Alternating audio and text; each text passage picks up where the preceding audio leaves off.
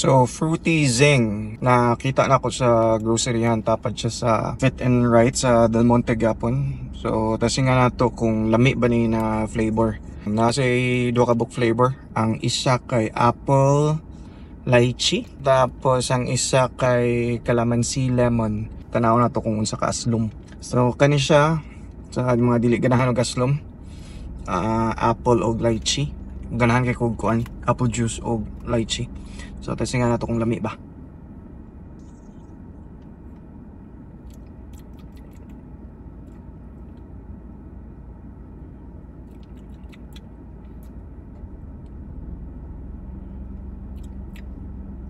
Or siya kuan? Or siya ganang sito gani na gibutangan og lychee flavor. Ayan pagka apple juice. Di ba na may red na sito na apple flavor?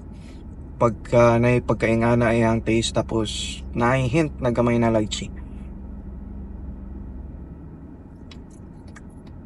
Kera.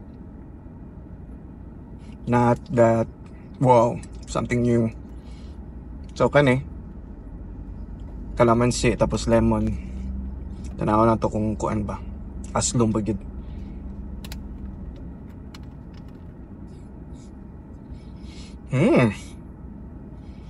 Murag pumot sa kanan.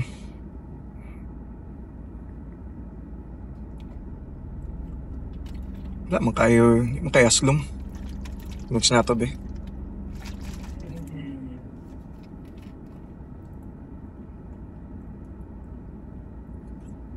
Hindi siya aslom.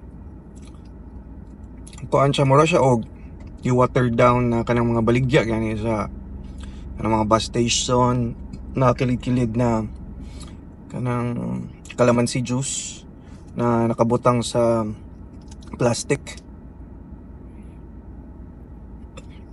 Kanya yung lemon kay aftertaste.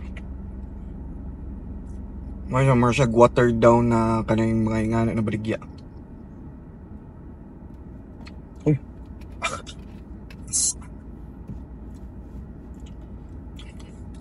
So, compare ako sa kuan sa Fit and Right. Kung dili mo ganahan kayo og tamis, ano mga water down kay para sa ko ang Fit and Right kay tamis kayo. Mura og piso kayo ang ilang templada karon. So, agtamo ani. Pero kung ganahan mo og ganang tamis, agtamo dito sa Fit and Right. Kani siya murag water down na calamansi na baligya sa kilid-kilid. Kani siya mura siya sito na gibutangan og lychee. Kay na siya murag magka tea flavor ang iyahang apple juice. So mura to.